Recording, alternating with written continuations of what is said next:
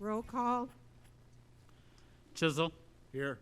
Neal, Here. Carlson, Here. Luce, Here. Zittergrun, Here. Hadley, Here. Johnson. Here. Okay, and you can hear me okay? Yes. Thank you. Okay, public comment. Iowa Highway 9 Corridor Transportation Study for the Decorah Business Park. Stephanie Fromm, Decorah Jobs. You can step right up to the microphone. Okay, hopefully you can hear us. Lindsay Erdman's with me tonight. I'll just give a kind of a brief history, and then he can kind of talk about the details, if that's okay. We decided to kind of start researching with the business park growth over the last 5 years, and it's picking up a lot of interest here in the last, I would say, year to year and a half, especially with the growth of Toppling Goliath and a lot of other expansions up there. We thought it was time to explore what the corridor and the intersections going into the business park look like, and try to get a better understanding of at what point does something need to happen, what triggers that change, and what would it essentially look like. So with that, and through a partnership with you all and Decorah Jobs, we're very grateful for your partnership in that, but we did hire Bolton and Mink to do some consulting and complete the study, I guess, for us. We took in a lot of inquiries that we've had over the number of the last few years at least, and that you will see that as you kind of dig into that lengthy traffic study to try to get a better idea of what are people interested in when they do look at growing their business, and then what does that look like in terms of entering the business park. So with that, I think I'll just kind of turn it over to Lindsay. Thank you, Steph. The first real question that we were curious about, not quite better. The first real question that we were expecting we were going to have to answer at some point was whether or not there would ever be signals required at the Millennium Road intersection there, and it certainly felt like that day could come. We've had signals conversions at other intersections in town, so we thought that it was appropriate to begin asking that question. That started this, and that relies on traffic counts and a certain amount of statistical information. The consultant gathered that and came back with, I guess, what we would call good news at the moment, and that is that we do not need signals immediately. So we have some time to plan. The next question, of course, was then, well, when, if we do need signals, when would that be? And based on the traffic, the growth projections, I guess, in the scenario that we put together for them, they were projecting that about in 2029 we should begin to expect that signals could be necessary by that time at that intersection. They did evaluate both intersections, and the conditions that we put in front of them for Oil Well Road have changed a little bit, and that was actually projected possibly at 2039. I would say now, for the length of the time of this study, that that's probably going to be something where we would just say that that's a future signal question rather than assign it to 2039. But as a result of this, then we have a study that puts forth not just the signal recommendations, but begins to consider what the roadway might look like. The signals, we have a rough idea of what those might cost generally for an intersection with the highway. The traffic roadway changes are a much different thing to try to get your head wrapped around. There's more than one option as to how that might look. And so we put together with the consultant a configuration that's in Stephanie's paper report and the information that she has. That configuration and the report was shared with the DOT in Mason City. And I would mention, for those who were here when we presented to the Planning and Zoning Board, we did not have the DOT's comments back yet at that time, so this is new information to us and to the Zoning Board if they were here.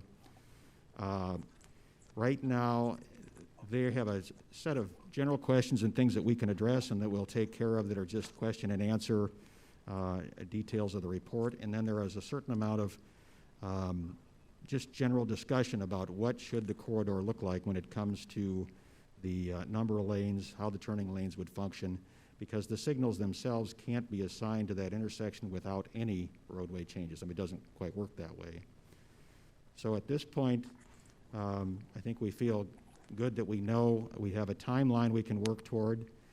We can begin to work with the DOT and I think locally as well, so that there's an agreement on what the roadway improvement might look like, what's the right fix for this when the time comes. And from that, then you can begin to look at some dollars so that you have a way to program your funding in the next, if 2029 is, let's call it 8 years away, I think you want to begin to have your funding scenario at least available by 2 years ahead of that or something in that range, so that it may not be exactly 2029, depends on what else happens there. The nice thing about this is that the DOT does have some funding available for this type and style of improvement at an intersection. It is the kind of funding that's a little bit more nimble than what you're used to. It isn't something where we have to get in line 5 years ahead of time. And actually, it's allocated each year, and then it's just awarded until it's used up, and then they start over again the next year. So actually, they might award you funds before we were ready to really need the funds or be prepared to use them. So you kind of want to match that scenario on their end for the funding that you might be interested in with the actual time when the improvements might be needed. So I think that's basically where we're at with this right now.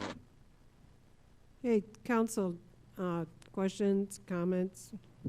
Well, Lindsay, you're confident it's not a question of if, it's more a question of when that it's going to happen? That's generally how this works, and I think the answer is yes. There's warrants that they evaluate, everything from the number of turning movements to traffic counts to those type of things. And as soon as those warrants are met, then the signals generally are something recommended, and that we're not at that warrant point yet for anything that's triggering it, but we'll slowly. And there's about a half a dozen to a dozen warrants, so it's not just one. Are there steps before that? Like, do they slow down traffic for those? I mean, is there a point when the traffic becomes heavy enough that they slow speed limits down on that highway going into there, so people are turning in and out of there, have a shot? Or, I mean, is there just it stays 55 miles an hour until they put up a traffic light? No, that's a good question, and it was a question we got from the zoning board too, is what about the speed? The speed is a fairly independent question. It doesn't mean it wouldn't change, but the way that they determine the speed limit is different than this study, and it requires a separate independent study that the DOT will do if you request that.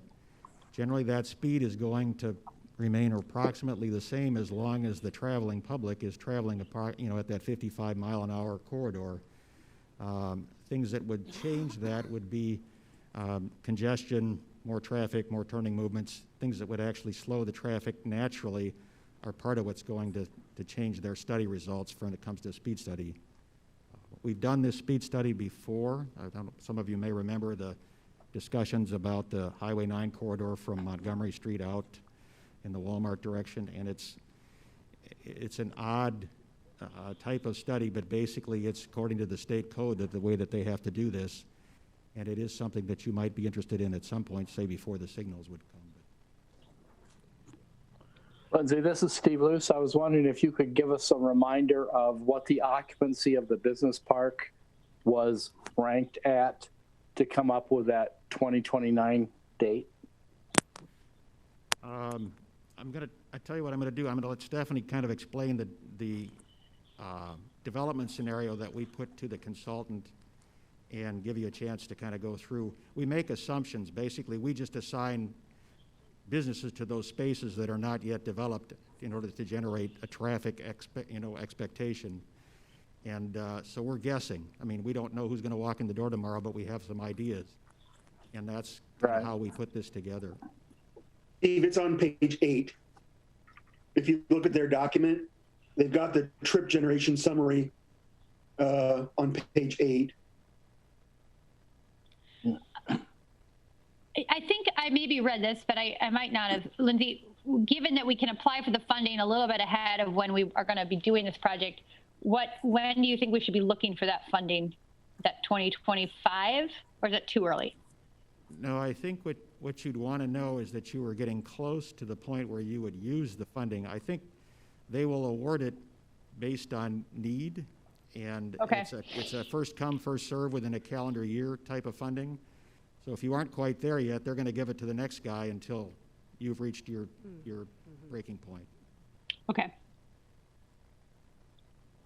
So can I ask, my question is about the recommendation to moving the area between the two intersections towards a 3-lane sort of setup with one turning lane for people turning left in both directions.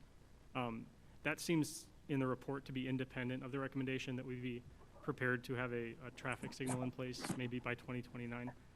Is there any sort of trigger for when the city should consider pursuing that? Or are they saying that we should do that right away, or maybe it's just not clear to me?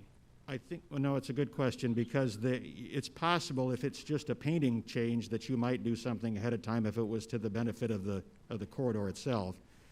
The 3-lane concept in the way that it's proposed in the report is one of the questions that the DOT has brought back to us and said, is this the best way to do this, and are there some other factors that we need to consider? So there, I think what we'd like to do, I think, is summarize the DOT's comments for you, and then begin a conversation about how would you like to respond to those, because it will be a question of, are there related changes that might get made that would help the 3-lane concept function, or is the 3-lane function or concept? I'm sorry, is the 3-lane concept a little bit of a challenge in that speed limit in that corridor? So those are some of their questions. Frontage roads and those kind of things, added lanes at the intersections for turning movements out of the park. Those type of questions are coming back, and we didn't really look to the consultant to solve the entire roadway configuration question at the initial point, but I think at some point we're going to want to have that next step. We can't reconfigure highways on our own, though. We would need that to be supported by the DOT, I'm assuming. Correct. In other words, everything that you do will be an interaction with them for both permission and participation.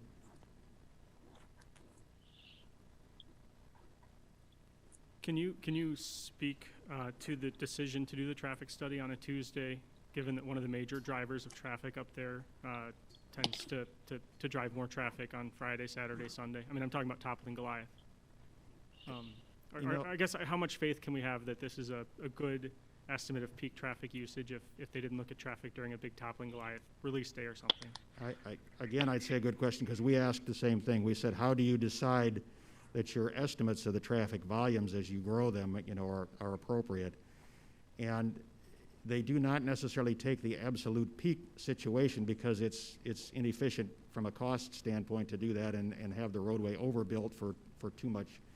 On the other hand, they do try to not wind up with what they call a level of service in the intersection that is deficient. In other words, are there too many turning movements in there, and so the highway's backed up or stacked up? And my best example is when you turn into Walmart off a highway right now, it's just about at the capacity. Many times that lane is full and people are, they're beyond the turning lane. That's about the limit of what you want to have before you're doing something different. And so in this case, we're very interested, I think, in Toppling Goliath's plans, and then how fast those develop and what they look like, because that's probably our biggest generator at that intersection that's a predictable change. The property to the west that was discussed, for Menards, is pretty wide open at this point. We don't necessarily have anybody that's looking at that seriously enough to know what that might be, and it's a large enough area. It could be 10 3-acre parcels, or it could be, 2 15-acre parcels or something like that, where it would be totally different. And that is the challenge of the study. The study will probably be refined after 2 or 3 years when we have more growth and can see sort of the pattern and the trends. Have we done a good job of trying to estimate? And it's just a crystal ball kind of a question. Lindsay, this is Ross. In the graphic that Jeremy has up on the screen, the business park traffic study, I know that Jobs has been working with the DOT on acquiring right-of-way. It's indicated as number 2 right there. How's that going? Well, I'm glad you asked, actually, because I was afraid somebody would ask that today, and we hadn't heard much about it. So I put a feeler out, and It's going to appraisal now, so that when they get done with that, they'll come back to us with a situation where Jobs can purchase that if we choose to. I would guess that's going to take a few months. The appraisals take a little time, but that's where we're at right now. But I would guess that would really be the linchpin for another lane potentially, or changing that intersection for turning in, correct? It kind of completes the shape of the parcel, as you see in the drawing. It's a little bit of an odd elevation relative to the rest of the site, because the DOT borrowed dirt out of there for the highway. So it takes a little bit of manipulation to make it fit with the rest of the parcel. But certainly if that was what completed the parcel and somebody went in there, then we're going to have to start looking at, we'd like to draw the traffic to the Millennium Road intersection so that we don't have signals 3 or 4 places unnecessarily. We'd like to kind of focus the traffic and have the fewest number of intersections that are going to be in this situation. So that's kind of the thinking at the moment. Okay. Thank you so much. It's good to, it would have been nice to have a little more positive from DOT, but I know we kind of expected that too, but we'll look forward to how you can develop that going forward. And council people, I really appreciate when you say your name prior to speaking, just a reminder for that, but thank you. Thanks, Okay. Thank you very much. Thank you. And we've got Decorah Jobs and with the annual report, Stephanie Fromm. We'll bring you right back up. Okay. So tonight I'm also here just to do my annual update. I kind of sent out just a 2-page, just a front-back page, just to kind of give you a reference of what we had worked on here in the last year. I just want to point out just a handful of them. In terms of COVID response, we did try to help the business community as quickly and as I guess as relevant as we could play a part in that. We created kind of a business resource page here that, because there was so many programs coming out so quickly, that we thought that would be the easiest way to communicate those things. So that was kind of a really neat project to be able to work on to help. Our small business consultants, we do still hold the contract with the SBDC or the SBA out of the Dubuque area. We do have a team of 5 consultants that continue to work with businesses throughout Winneshiek County. In this last, since January 1, we've serviced over 250 businesses here and have participated in the helpline through NICC and the SBDC out of Dubuque as well. It's kind of a warm handoff, so if a business was looking for assistance to apply for some program during the COVID shutdown, they were able to get a person on the other end that would help them walk through that program or that application. And our counselors were basically on call about 30 to 40 hours a week helping businesses. So that was something too that we've kind of played a part in.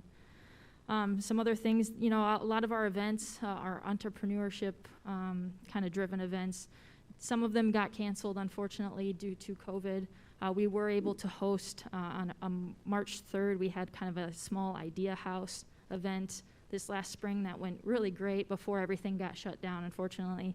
But we did have some good participation there and some enthusiasm from the folks there. We're working on some new projects that we just kind of started working on here the last couple of months, and that's to create kind of a photo library of Winneshiek County so that we have access to professional kind of looking photos for advertisements and marketing. And then Laura's been doing a great job. I'm sure you've seen her out and about at some meetings and different projects that she's working on as well. And she's been working with some tourism infrastructure projects too, working with conservation and the dry run kind of initiative as well. So some other things that we've been kind of focused on here in the last year, and that's just more so community. I mean, we're trying to do everything we can to be present and to be able to service our community and businesses, both in a a marketing, tourism, and economic development way. We've taken that leadership role in trying to address the lack of childcare in the community of Decorah and Winneshiek County. And we've been making some really great progress, talking to a lot of our partners, constituents, businesses, and how that actually impacts them. We're seeing an overall growth in an interest in participating in that initiative, and the data just kind of keeps resonating, I guess is the best word that I can use there, with our boards and our committees and task force that have been meeting with people. So unfortunately, you know, Winneshiek County is kind of an aging population. A lot of the folks that we talk to, realtors, see it as well. There's a lot of people that are moving here looking to retire, and while that is super great, welcome to our community, they're also not really the target market that we want to see growing our community. We want children in schools. We want, you know, children playing in our parks. We want young people working and taking the jobs that are empty right now in our small and large employers. So that is one thing that we'll be trying to target our marketing towards as well. So, you know, ramping up our social media and our regional marketing. I talked to a local realtor in town that kind of put together a top 10 list of his favorite things to do in Decorah and why he likes it here. And he's had, in the first 2 weeks of it being on YouTube, he had over 1,200 views. And he actually has people walking into his office from outside of the area saying, I want to live here because of your YouTube video. Them showing up saying, hey, you're the guy from that YouTube. I mean, social media works. Videos, you know, they capture the audience, whether they're 5 minutes or 3 minutes. It's just about telling a story, and so we'll be focused on that here in the next year, as well as just sharing photos of people. I think that's something too that we're trying to dive into a little bit more, and just capturing the joy that is happening in our parks and our trails, on our rivers. So, does anyone have any questions about the last year of our work? Go ahead. No, that's fine. Go for it. This is Emily, and I don't know if this is the time or if we're going to have an economic development committee meeting, Steve, but I would like an update on where childcare stands, what we've explored. I just, you know, a good discussion about childcare with the city council and jobs and Winneshiek County Development or whoever else needs to be in that conversation. But I guess I feel a little, since COVID hit, out of the loop, and I'd like to know what was happening more on that end. Yeah, absolutely. In April, we were awarded a USDA grant, matching grant, and had to raise about $67,000 to match or maximize that grant. So we had about $120,000 to $130,000 to essentially, you know, do a complete feasibility study of a center in Winneshiek County, how it would impact, how do we make it sustainable, and operate on its own. So that's what we've been working on. I would be happy to update you with that. So is that still, so that feasibility study is still currently being written? It's not, well, yes and no. I mean, we're still working on it. We started on April 1st, I believe it was, that we started that grant cycle. We continue to work on it now with some architects on how we can design a space that would be, I guess, sustainable and kind of explore different partnerships. It's definitely has to be a private-public partnership to be developed, I guess is the right word. We've worked on it for like the last year, and so that's where we're at now. Yeah. Is there a site in mind? There's a few different sites that we're exploring right now. Yep. Okay. So when in the development of this feasibility study, it's a multiple initiative site, like ideas for different sites. Is that? No, we actually did work with the architect on kind of doing a cost-benefit analysis on different sites. As you can about imagine, the city of Decorah is very limited in terms of development-ready sites. And you probably saw on the traffic study that we did include that daycare parcel on there as well. So, yeah. That's what I'm just curious. Like, that's just an idea for one of these things, correct? Yeah, we have to, we only can move forward with one site. It would be very expensive to have to develop a building that would be able to fit on multiple sites, so. Great. Okay. Any other comments, questions from the council or Stephanie? Steve, I know that, this is Ross. Steve, I know that you have, that housing has been near and dear to your mind. Stephanie, in the past, you talked about Iowa Prison Industries housing and things like that, that you were in discussions with them. We also know that in addition to childcare, housing is an issue. Where does that stand? Yeah, I mean, we continue, Chad has been in conversation. We have a lot of interest in outside developers and developers within Decorah that are addressing the housing issues. And Echo, I guess, just went to bid here this fall, and hopefully they'll be starting on their project too. I feel like in the conversations that I've had with local realtors, there's this kind of trickle effect. I think your tax abatement program has been amazing for the housing growth, and it's played a huge role in you know, attracting people to the area, encouraging them to build, and then, you know, they sell a home, someone moves into that home. We did trail, we tracked one new build back. I think it affected 8 different families. So, I mean, I think the housing initiatives are definitely something that we are still focusing on. The prison homes program, they actually changed the name. I think it's just called Iowa Homes now or something. So that program is still out there. You do have to get in line to get those homes.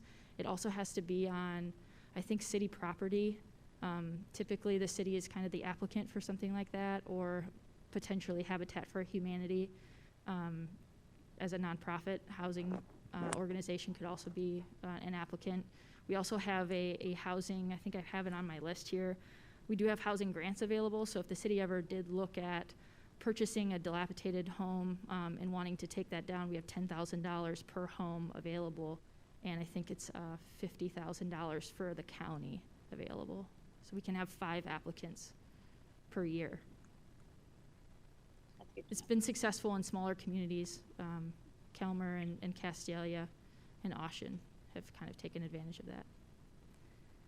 I'm really glad they changed the name. Yeah, yeah. Marketing wasn't very good, I think.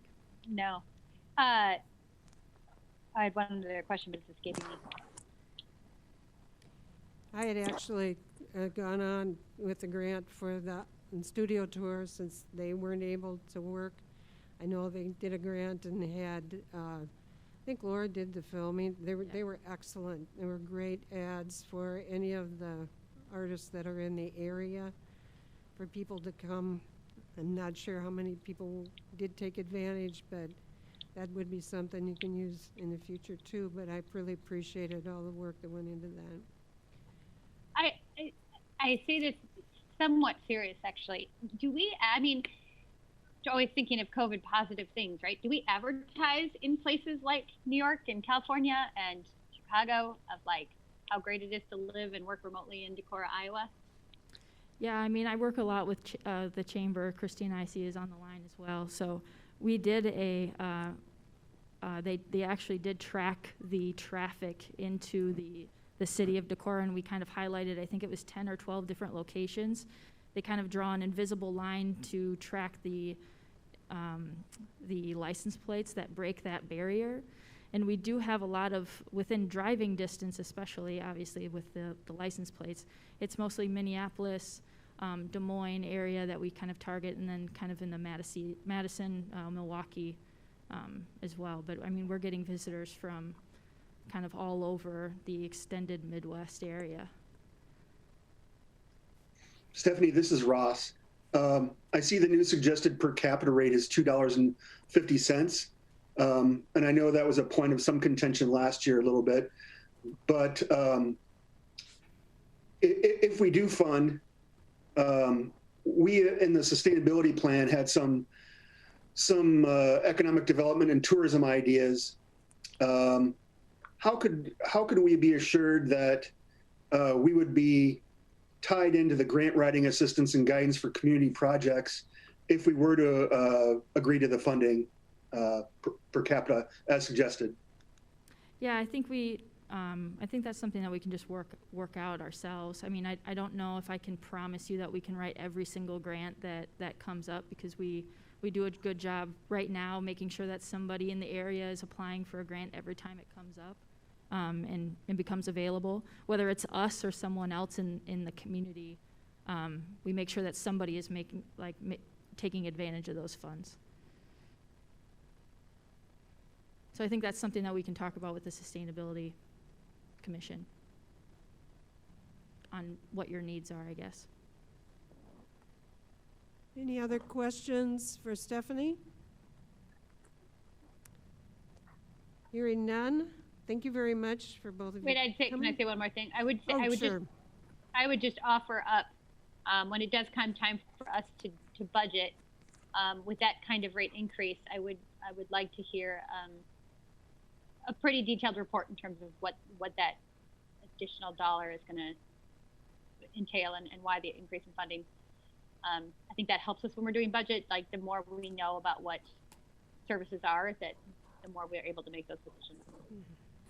Yeah, I mean, last year we did grow. We have a whole nother half-time person on our staff now that's incredibly talented, and as you can see here on the bottom of the backside, we've brought over $425,000 into the community and the county for local projects. We have another $500,000 plus pending still that have been submitted, and we're just waiting results. So I mean, those are funds that probably wouldn't have been secured by someone local if it weren't for us.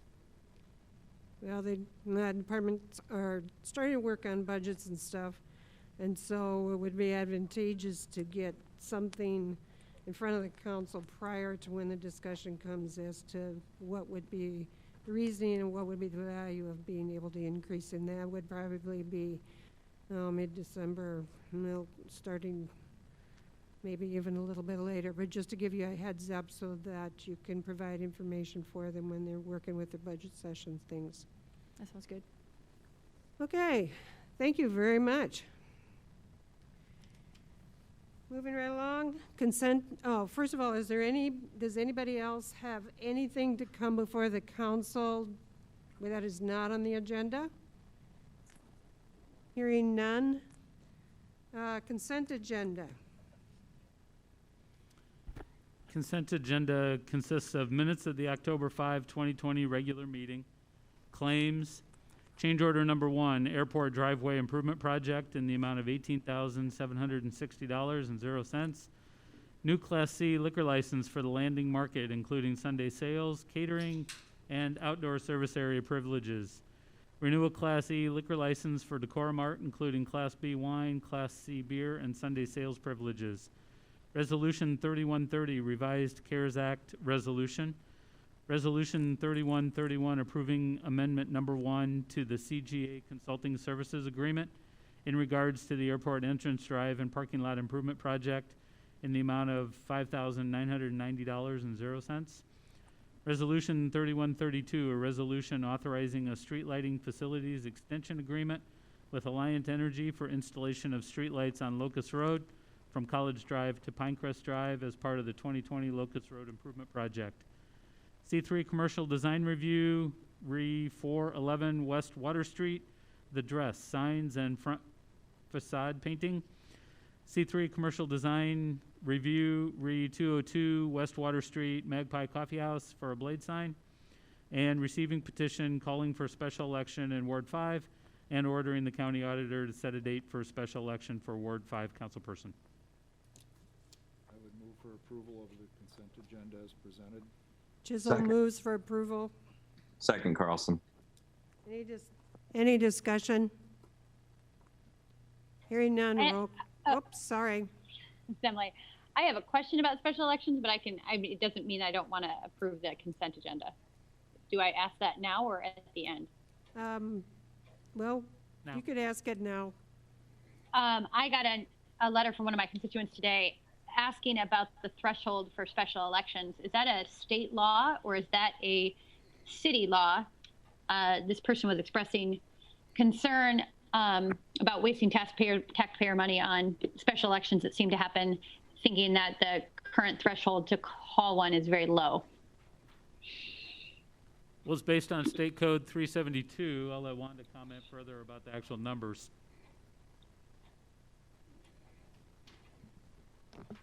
Actual numbers are based on the number that voted in the last election. So in this case, we needed 53 signatures to call for that special election. Anyone who chooses to run will need 10 signatures on their candidate petition. But it's all dictated in that section of the State code. Yep. Okay, I just need to write them back, and I wanted to, I thought it was state code, but I want to verify that. And when are applications due for those people that want to run? They'll be due on November 13th. Okay, thanks. Okay, any further discussion? Hearing none, roll call. Chisel. Aye. Carlson. Aye. Luce. Aye. Johnson. Aye. Hadley. Aye. Zittergrun. Aye. Neal. Aye. Okay, discussion and possible action on site plan amendment referencing 105 St. Lawrence Street, Quandall Investment Properties, LLC, multifamily residential unit. Chad? Just a little background. You've seen this site plan before. It's an amendment to the original site plan approved on July 13 by the Planning and Zoning Commission. While it did receive an appeal that was affirmed by the Board of Adjustment, the developers nonetheless have petitioned the Planning and Zoning Commission for an amendment to that site plan. It's actually something less than what the outlying parameters of the original site plan contained. In other words, the original site plan was for 8 dwelling units. This site plan is for 7 dwelling units. The size of the building remains the same. It still meets the setback and yard requirements, but because it's 7 units instead of 8, it requires 14 parking spaces instead of 16 parking spaces. The size, dimension, layout of the parking lot on the south or the rear of the property remains the same, but there are provisions for 14 parking spaces instead of the 16 that they had before. Those are really the only changes, a couple of minor things, but because City Code does not have provision for even minor amendments to site plan, for zoning administration to adjust or modify. We brought it back through the normal process, which was Planning and Zoning. Last week, Planning and Zoning Commission does recommend approval to the City Council, which would be required to make the amendment. Has there been any, has there been any expressed concern from the neighborhood on this plan that you feel like it's going to get stalled? I've received no comments, verbal or written, at City Hall about this amendment. I did reach out to the attorney that was representing the group and have not, he thanked me for the information. I shared the site plan with him, and I did not receive any comments or criticisms back from him. Great, thanks. I'd move for approval of the site plan amendment. Second. I'll second. Okay, we've got Randy with the motion and about 3 with the second. This is Emily, I'll second. Any further discussion? Hearing none, roll call. Chisel. Aye. Neal. Aye. Carlson. Aye. Luce. Aye. Zittergrun. Aye. Hadley. Aye. Johnson. Aye. Consider approval and certification of 2020 residential tax abatement applications. I get to hand this one over to you too, Chan. Yeah, thank you. So you see the applications listed there, and of course this is for all of calendar 20. There are a couple of carryovers from 2019 just based on when applications are filed or when homes were technically complete. The key element here, if you'll recall, is that the home is complete and the abatement application is filed and certified by the City Council prior to January 1 of 2021 so that the county assessor can make that final determination on value and apply the abatement program for the next taxing year. And so typically what happens administratively is that I just gather these as they come in throughout the year, present them to you once or twice through the year rather than bringing them once and twosies. I do that for a couple of reasons. One, it's just easier administratively to handle this for me, and I think for the county assessor as well. Plus, it also directs the attention to a single point in time on this program in terms of how it's working, what the numbers are for the year, and you can see those. You know, we had 12 new housing starts compared to 20 last year, and 4 improvements or additions to homes in this year. And you can see the numbers in the report. And then just over the 6-year life of the program, I provided those numbers as well. So if the council's ready to certify these, you can do that as one voting motion. And just motion would be to certify 2020 residential tax abatement applications. But I would take any questions if you have any at this time. Chad, this is Ross. I just had a question. I know that the abatements are offered on completed projects. Several of these that we have that we've approved in the past still don't have sidewalk. So I don't consider them to be complete, yet they are they're getting the abatements. How can we handle that with this batch? Yeah, with this batch, so a couple of things that we did last year when this came up is that we did amend our compliance certificate, and we put a sentence and code reference on there to sidewalks, and that sidewalks are required residentially unless a waiver is sought and approved. And we asked the builder or homeowner or whoever pulls that certificate to sign or initial that section. So we've done that. As I've talked with several council members before about this, because we don't have a building code and because we don't issue a final occupancy certificate, there's a lot of chasing the cat on this one in terms of, you know, trying to make sure everything is compliant and field inspections and those kinds of things. As far as specifically addressing this batch, Ross, you know, one thing that you might consider is not approving these until all improvements are complete. However, I think there may be a legal question there in terms of what the urban revitalization plan says about a qualifying project, and that's something that I just haven't had a chance to really flesh out a little bit in terms of that adopting language for the program itself. How does the assessor deem something complete? He looks at structure. He'll look at 2 things. He'll look at grade of structure and habitation. So, for example, he will look at it. Can somebody move into that home? For him, that's complete. Now, that doesn't mean that it has to have carpet or finish trim or any of those types of things, right? So the term complete, even for him, is somewhat nebulous because he doesn't look at all of those things like final finishes as you know, that paramount to, you know, final valuation of the building. So it's a little bit of a gray area, and you know, while I fully support sidewalks, obviously you guys all know that, I do think there's a legal question there in terms of how this Revite program was set up. Now, I think it should be changed for next year. Of course, we have other things coming next year too in terms of building code and which follows in with an occupancy certificate and all those types of things. What I would propose with this batch is when I send these letters, that it also has that paragraph in there about sidewalks being required. So if they aren't compliant on their sidewalks in a certain amount of time, Is there any recall that we have at that point? Yeah, again, I think that's grounded in the codified language of this revite program, and I just have to get into the weeds more with our bond counsel and city attorney.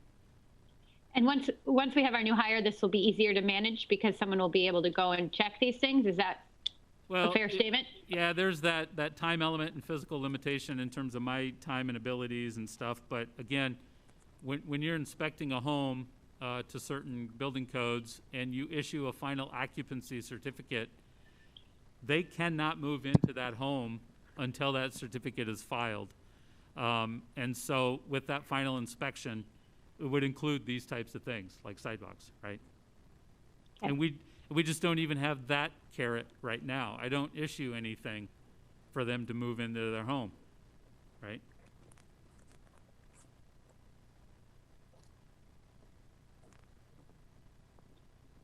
So I think we're looking for a motion.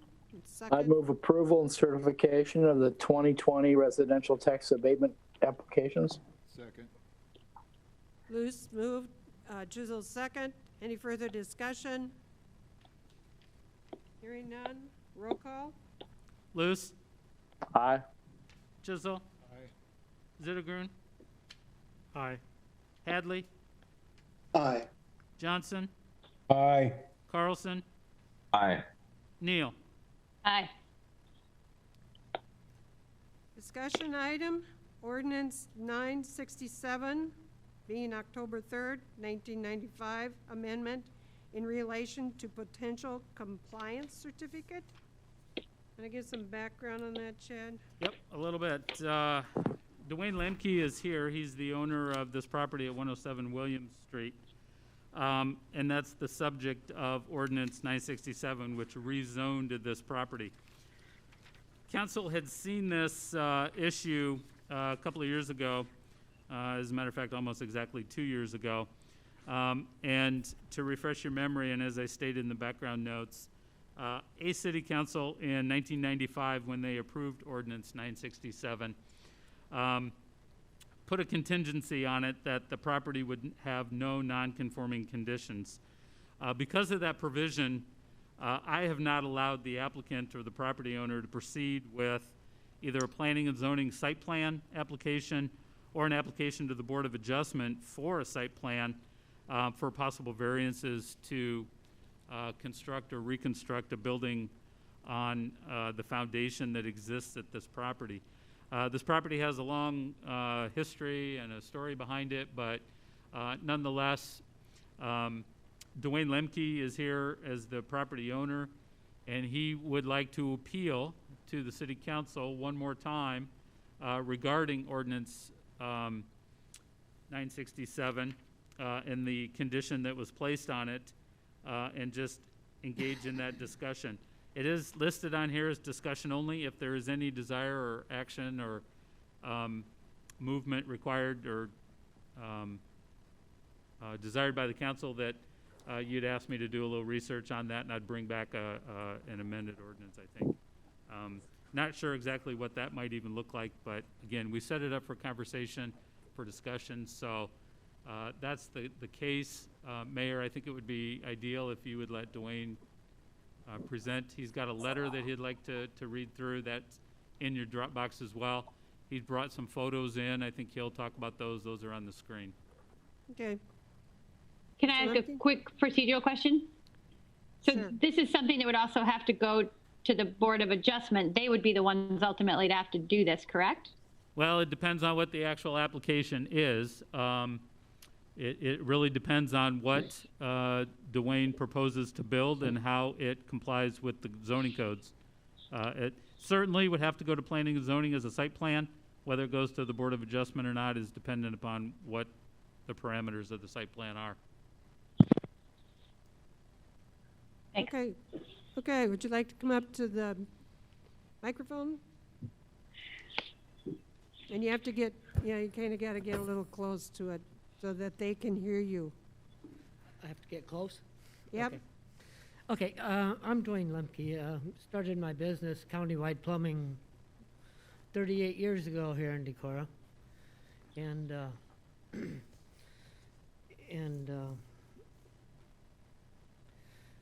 it's just, I've had trouble with buildings here for some reason with the council and stuff. I'm not sure why, but I wanted to build a house there. I had a building on Washington Street for my business at the time. And that was taken away from me with the city for another business. So I had a lot of promises at that time that they would take care of me. That was commercial property. What they gave me wasn't. And they said, well, they'd work with me on it. Well, that's above and beyond. I mean, if you don't have it on written paper, you don't have anything. Because the people change. You people have all changed. Caffeine at the time, I was building my house in '96.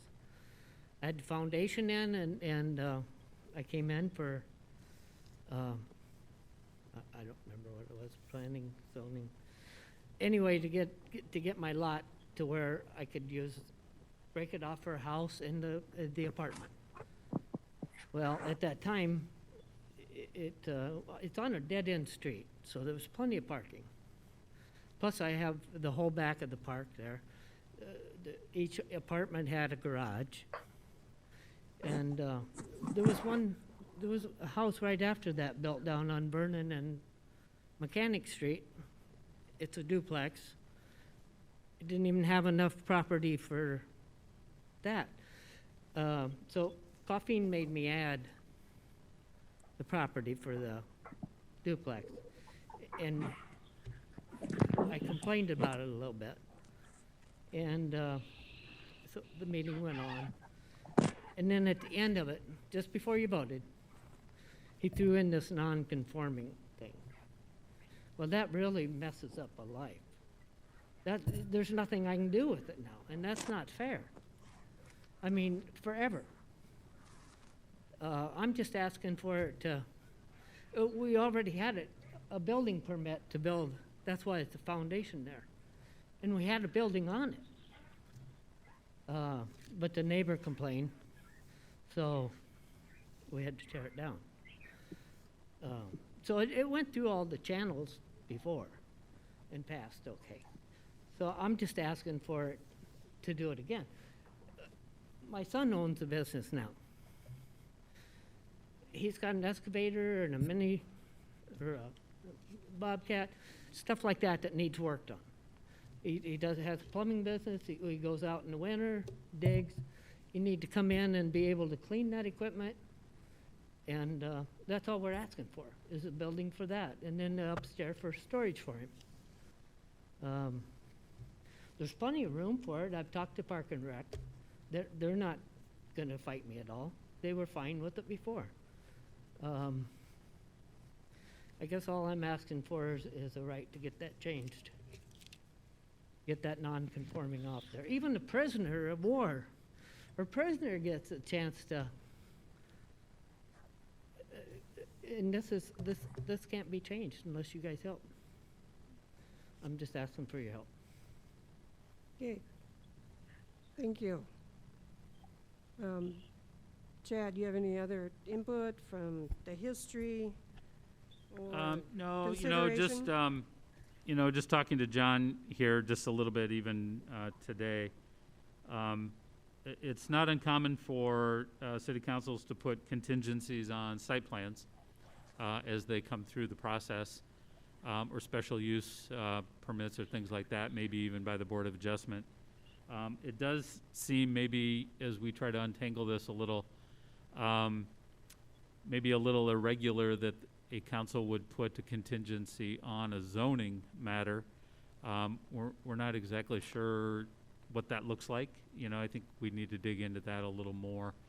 I don't really have a recommendation here. I know when this did come back to P&Z a while ago, there was thought that because it sits on the edge of the downtown C3 district, that any proposed site plan or construction should go through the C3 process. So that, and that would have to be voluntary. There's nothing that we can compel for that, but because it's on the edge of that district and it's next to a park, that seemed to be another level of review that maybe made some sense, given the area and that. Short of that, though, just seeing this contingency here placed by council, quite a number of years ago, it continues to kind of thwart the process until we resolve this matter. Excuse me. Can I talk again? Sure. Okay. There's been a lot of projects that have gone through that are out like that. There's garages on lots that have living spaces up above. Same height. There's one on Broadway and corner of Oak. There's one on West Side. There's each guest house or have another house behind them or building, So you guys have let stuff like that go, so I don't understand why this would be any different. Council, questions, comments? I will say that this is Andy Carlson here. I would have to agree with Dwayne that it does seem like there are other buildings that are non-conforming and essentially what he's asking for. And it doesn't seem that fair or equitable if they're able to do that. And he is not, based on the fact that these have been put up since this was decided. When was that? What year was that, Dwayne? 1996.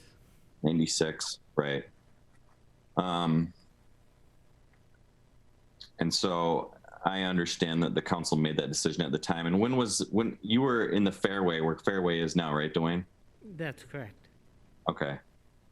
And I don't doubt that you were probably given some sort of verbal reassurance, but like you said, if it wasn't on paper, you don't really have much proof of that. So, I mean, I wouldn't personally have an issue with this.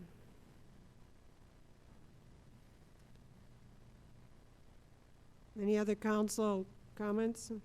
How far out are you from the C3 zoning, Harry? Oh, we're on William Street. Yeah, are you a block away, essentially? I think it's on the south side. I think it's adjacent or just across the park from C3. Okay. And Chad, can you give us a recollection of why the building that was built there was told to be taken down? It's difficult for me to speak to because I don't have that history, but my understanding is that when it was built, there was an issue with a legal description or a property line or something, and so the building wasn't compliant with even the application that was approved, I think.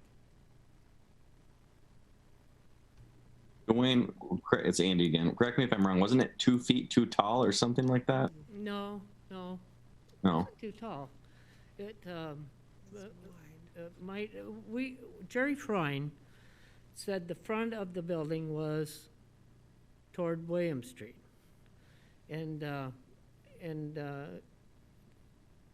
they just didn't. No, it wasn't too tall.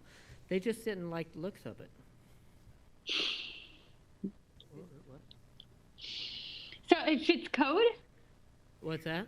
It fit the code. They just didn't like the look of it, so they had it torn down. Yeah, I had to get adjustments. Yeah. Yeah. When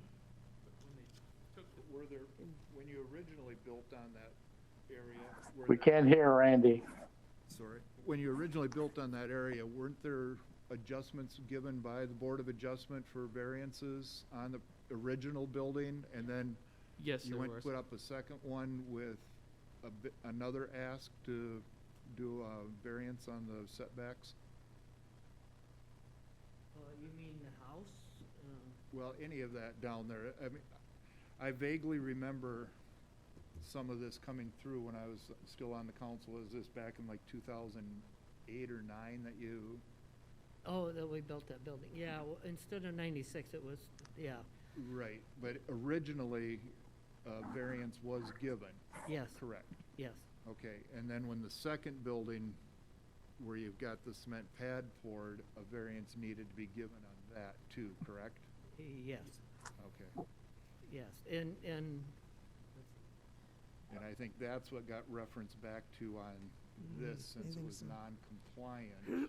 Had it been compliant, you would have no issues, but that second variance is what kicked Jerry. That, Or not, it just alerted him to, we gotta look into this a little deeper. yeah. Well, I think what happened too is in the fact that, as he said, they took part of that land from the shop and had to put it onto the apartment to make the space work. So they're now, instead of considering the front of the lot towards, because it used to belong to the shop, it now belongs to the apartment. So they're like I said, when they did the original stuff, they considered the front of the property towards William Street. After the neighbor complained and lawyers got involved, they found it was non-conforming, or they found that the front of the building is technically towards the other street, so it changed the amendment, or Okay. the zoning, or the adjustments that we had asked So for. now is your desire to add more to that, to, same site, on the same site? yeah, same site. The concrete's already there. We were hoping to, at some point, reuse that and just put a building back up. Good.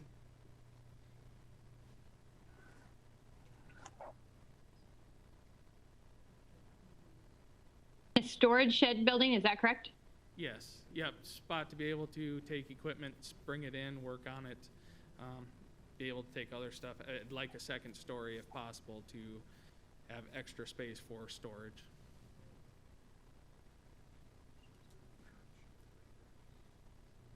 Chad, do you have any suggestion as to how to explore this, how to have them bring forth something that may be able to be worked in that area? Well, again, I'd have to work with John, our city attorney, Okay. on at least this piece in terms of addressing ordinance 967. Okay. But if the council's open to having us do that, we would explore that piece. But certainly, any type of construction or site plan on that site should go through the site plan process through building or planning and zoning and/or board of adjustment as needed. I would like a little time to explore the history of this as well. If you'd like to aid in that, John and I could put together kind of a white paper overview maybe for the next meeting to give you a little more in-depth detail of and timeline of what transpired. Is that possible by the workshop? Probably not by the work session, but we certainly could by the November meeting. So just so that I'm understanding this, the question isn't about a rezoning of what the lot can be, but the size of the structure and the kind of structure that can be there? Yeah, I think the rezonings have already happened. Now, there is still a question and maybe a conflict between what Dwayne and I think happened. As they just explained, there was a desire on the part of the city to take some land from the commercial property and add it to the residential property to ensure that the residential property had enough area and square footage to accommodate a multifamily dwelling.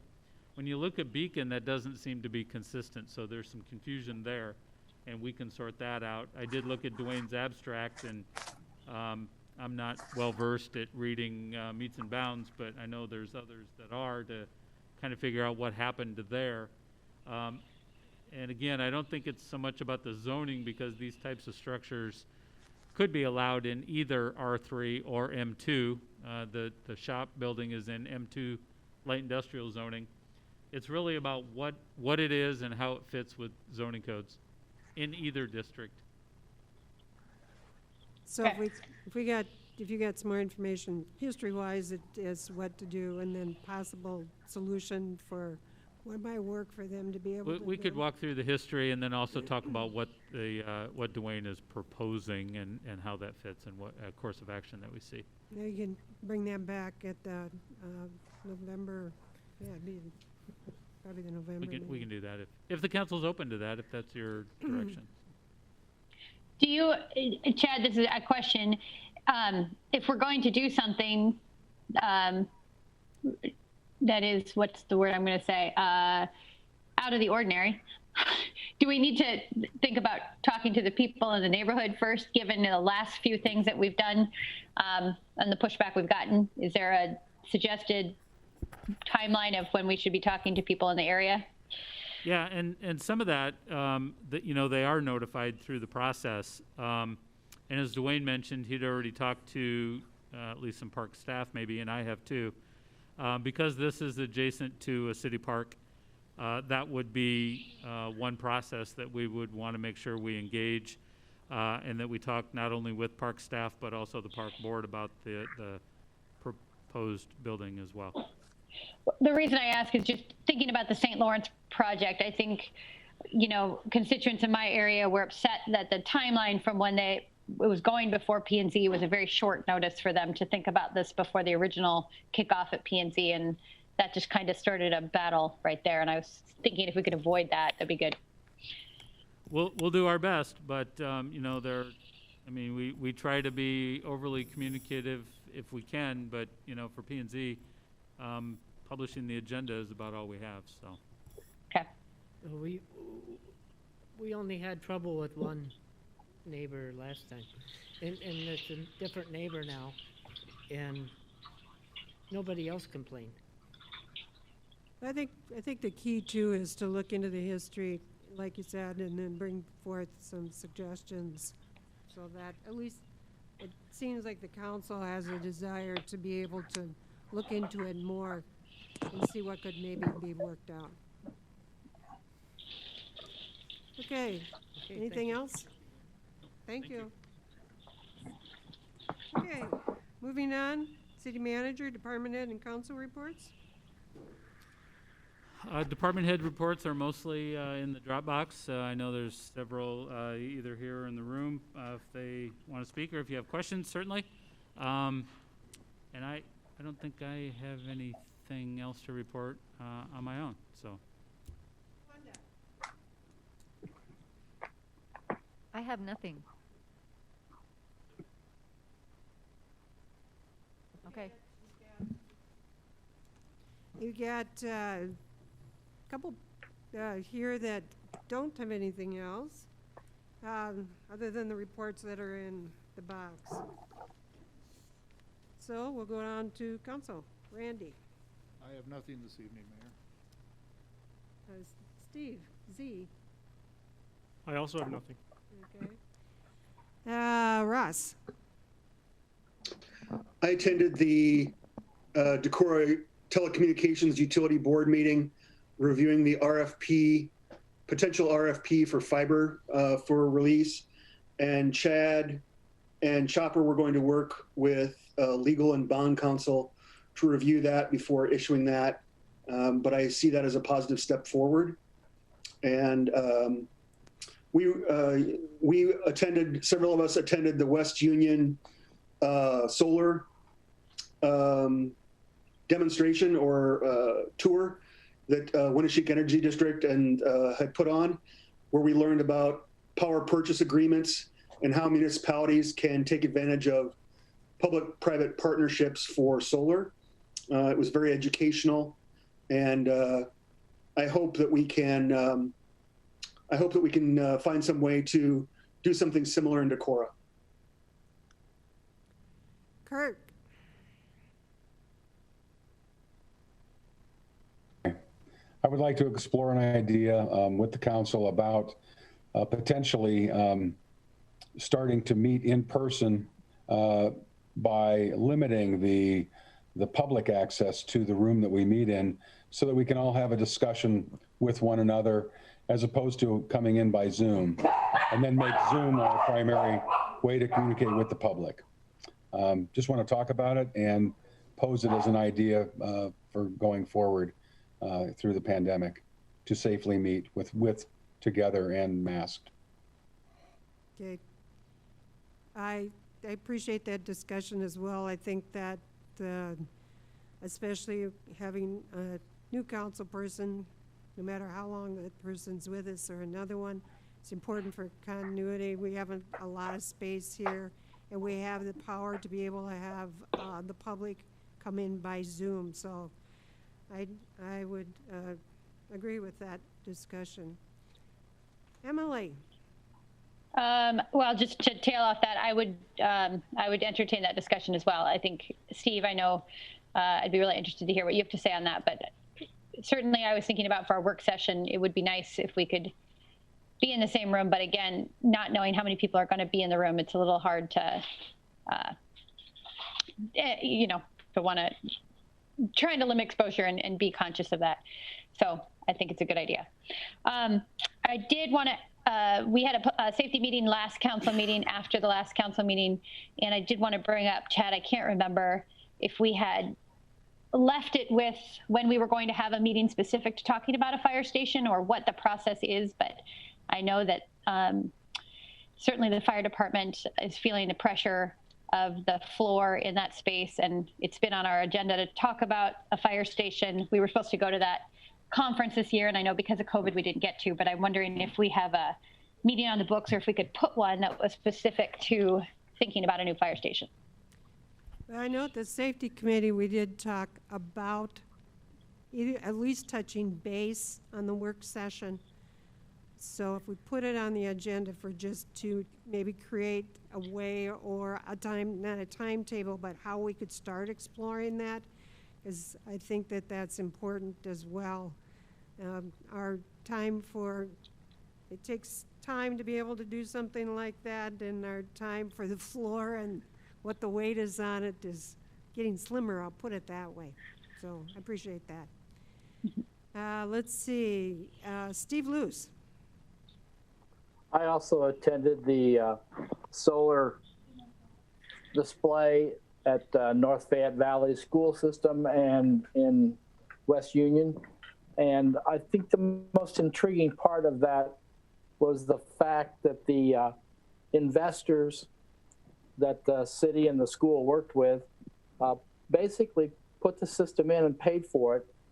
And then the city, in terms of having a reduced rate on their electric, was able to, if you will, escrow some of the payments they were saving on their electric, so that in 6 to 7 years, according to the contract with the investor, they were able to buy the system without any initial outlay for the system. So again, I would like to see us really look at the future of how we might in Decorah save ourselves some money and own more of our own generations. Thank you, that's all. Andy. I echo that. Sorry. Nothing at this time, Mayor. Okay. Anything else, Emily? No, I was just saying I echo what Steve's saying. Okay. Any other information? Can we take I should just add on to that. I went down to that meeting, and I've talked to Joel Zook at the Energy District quite a bit because I had a lot of questions subsequent to that meeting. And there is like an issue of a sunset on state tax incentives that make this kind of a, what he calls a no-brainer. I think we ought to have more discretion than that in terms of considering it. But in a year, the payback goes down a little bit. It's less attractive for potential investors. And 2 years from now, the tax credits that make this a pretty, financially savvy, potential move go away entirely according to current law. So there's a timeline in terms of our consideration of this matter. Do we want to take this? Do we want to take this matter to the Sustainability Commission, and they could have this? We could move this into their priority realm, or how do folks feel about that? Is this something we want to handle as a council to think about? Emily, this is Ross. Jim Martin Schramm was also on the tour. Yep. And I know that he had talked to Andy Nimrod and some others about first steps, maybe with the campground and whatnot, because they already had some engineering work done. But yeah, I think that Jim was willing to pick it up, and Steve or Steven, if you know more, based on other conversations, but it did seem to me that sustainability was going to pick it up. Okay, there's a sustainability meeting on Wednesday, so I don't know. I can talk to Jim about it, but Steve, if you could zoom into that, or if you wanted to, or if you wanted to leave some notes for me, we could certainly bring that up at the commission during open discussion time. Okay. I think the only thing I did want to put out to the council for us to have a sensitivity and respectability about having 7 a.m. meetings, as it's becoming where that is hard, especially during this time, and with the makeup of the council and the things that they are doing, that meetings get scheduled at a time where more people can come to them, or more accustomed, whether it be like in the afternoon or after work or whatever, but just to be more conscious of that going forward. So I really appreciate that consideration. The work session we will have, I guess one of my questions is we usually start at 5. The work session for October 26th, does 5 o'clock still work, or is it more like 5:15, or?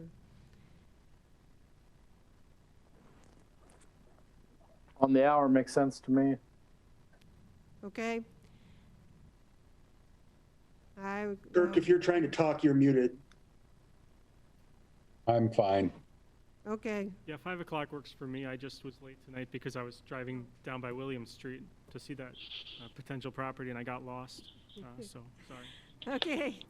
Okay. So we will have it starting at 5 on Monday the 26th, and we'll work with Chad, get the agenda out. So. Will you let us know if should we plan on that meeting? I mean, are we going to have public there? Should we Zoom public in and all come there? Steve, how are you feeling on that issue? I think John needs to weigh in on whether what Kirk suggested is possible. I mean, I know the public could be there by Zoom, but it is a limiting factor. And so I'm in favor of us being together, except I'm very hesitant to be together. Can you weigh in on the fact that public would be able to come in via Zoom?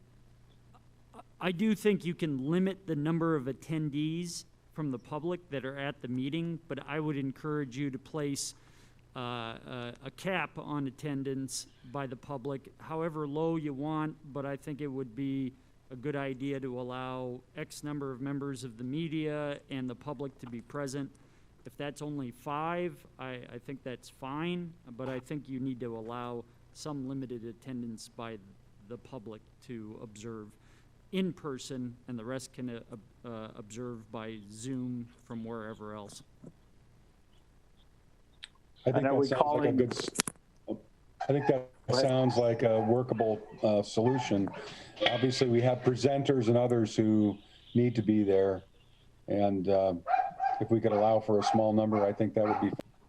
Okay. Well, yeah, are we talking city staff as being public? Are we talking city staff being part of who needs to be there? I mean, it's not a budget hearing, I know, but. We would limit staff to a certain extent as well, depending upon which staff would be applicable for what the discussions were being had. And Chad and I can work at how we would lay out the room so that you're all spaced appropriately.